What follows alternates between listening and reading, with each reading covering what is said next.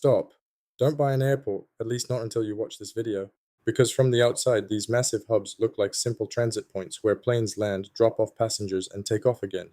But in reality, they are one of the most ruthless, highly engineered, and complex financial machines ever constructed in human history.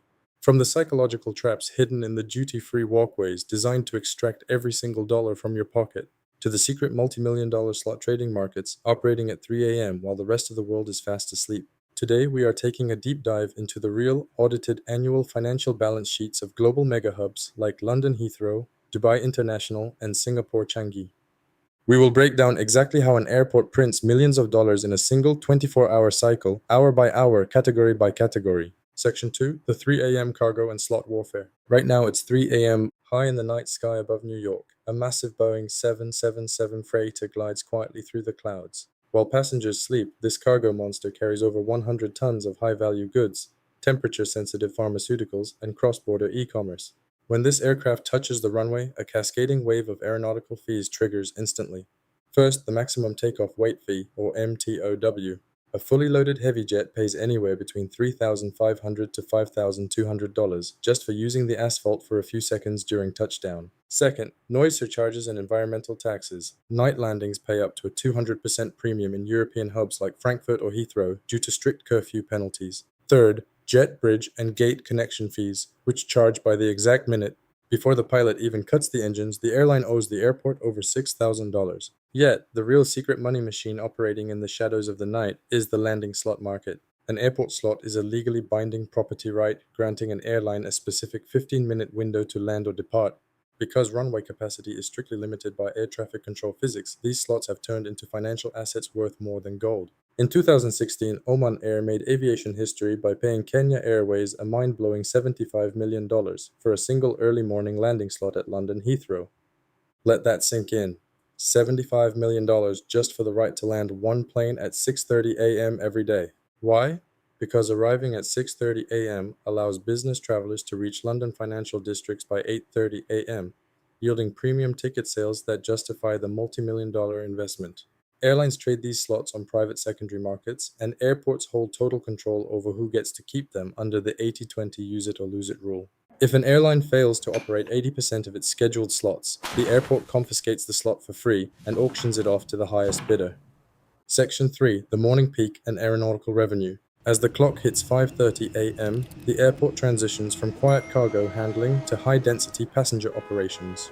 Dozens of wide-body international flights land within a narrow 90-minute window, flooding the terminals with thousands of travelers. This is where aeronautical revenue hits its absolute peak on the daily ledger. Airports charge airlines two fundamental operational fees: passenger movement fees and terminal infrastructure charges. For every single passenger boarding or deplaning, the airline pays the airport a mandatory passenger service charge, or PSC. At London Heathrow, according to their audited financial report, the average passenger service charge per international traveller is approximately 31 British pounds, or nearly 40 US dollars. If an Airbus A380 arrives fully loaded with 500 passengers, the airline pays $20,000 in passenger fees alone for one single flight. Add baggage handling system fees, security screening charges, and air navigation fees, and a single long-haul flight costs the airline upwards of $35,000 in direct airport operational costs before even opening the passenger doors.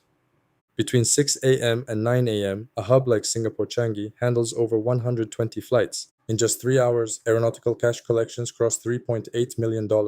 Section 4, the non-aeronautical empire.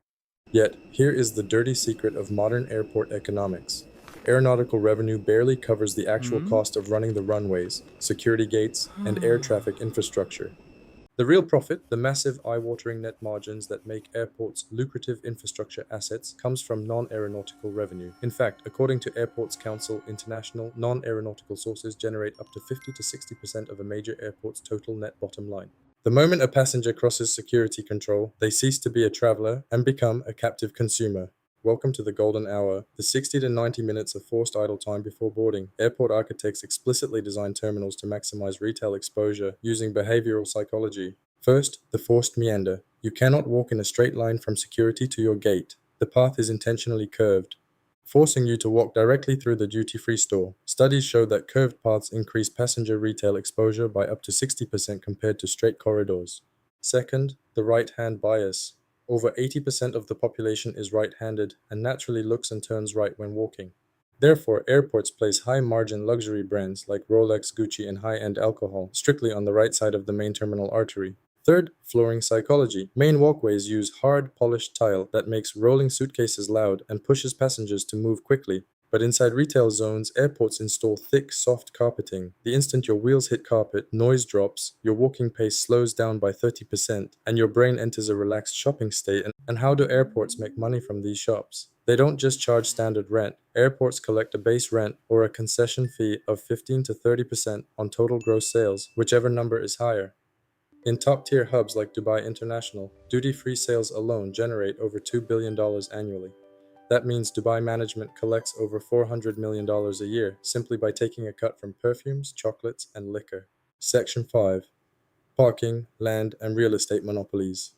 Now let's talk about the single most profitable piece of land on earth, the airport parking garage. To the average driver, paying $60 a day for terminal parking feels like a minor annoyance. To airport CFOs, parking is pure gold because operating costs are virtually zero.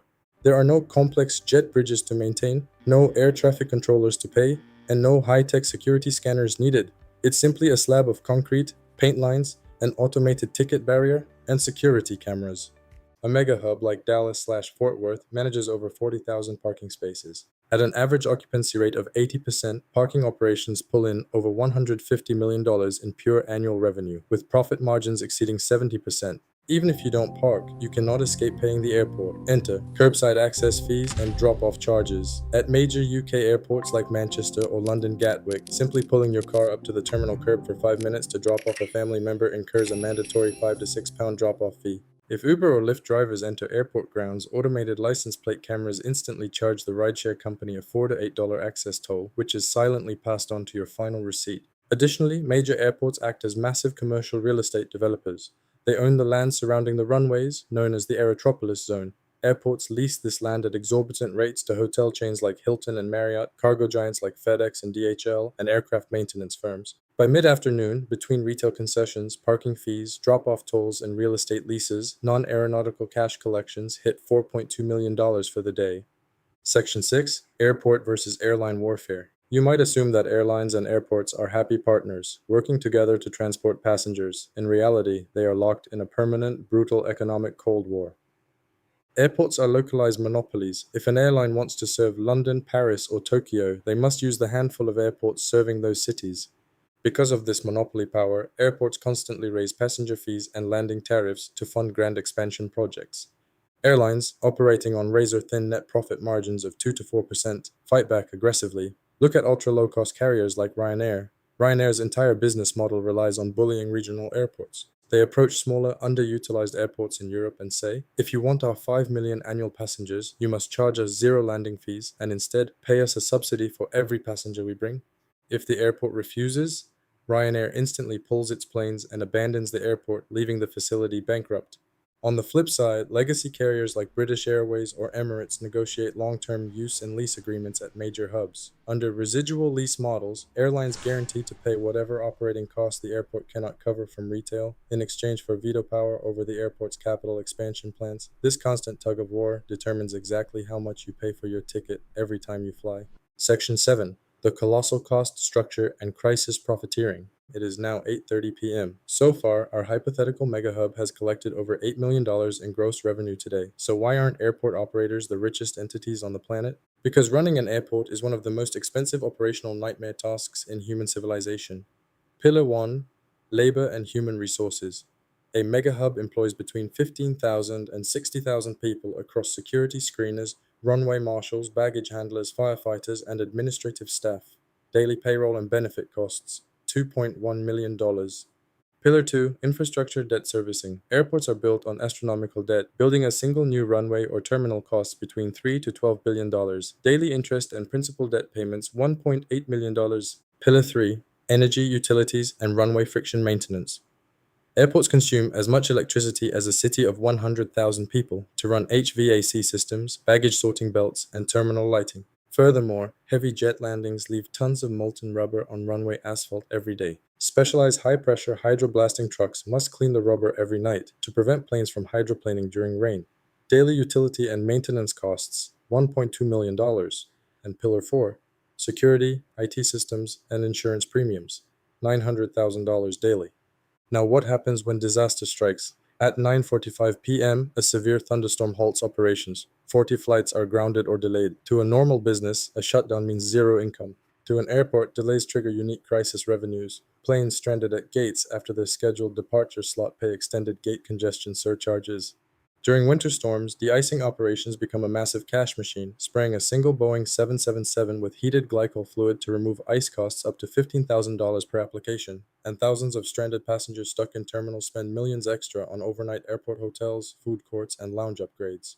Section 8. The final 24-hour balance sheet and verdict. It is 11:59 p.m. The 24-hour operational cycle comes to a close. The central accounting servers sum up every landing tariff, cup of coffee, parking ticket, and de-icing spray. Here is the final audited 24-hour balance sheet of a global mega hub. Gross revenues, aeronautical fees, $3.8 million, duty-free and retail concessions, $2.1 million, parking and ground transportation, $1.3 million, cargo, slot rentals, and real estate leases, $1.1 million, total daily gross revenue, $8.3 million, operational expenses, labor and staff payroll, $2.1 million, infrastructure debt interest and principal, $1.8 million, energy, utilities, and runway maintenance, $1.2 million, security, IT, insurance, and admin, $900,000, total daily expenses, $6 million. Subtracting expenses from revenue leaves us with a net daily profit of $2.3 million. That is over $830 million in net profit every single year. Now you know why global private equity firms, sovereign wealth funds, and billionaire investors fight so hard to buy airports. They are not buying transit hubs. They are buying inflation-protected, government-sanctioned, captive consumer, monopoly cash machines. The next time you sit at a gate paying $6 for a bottle of water while waiting for your flight, look around you. You aren't just waiting for a plane. You are sitting inside one of the most brilliantly engineered financial traps ever built. Do you think airport fees and prices are fair or a complete ripoff? Let us know your thoughts in the comments below. If you enjoyed this deep financial breakdown, hit the like button and subscribe for more business mini documentaries. Thanks for watching and see you in the next documentary.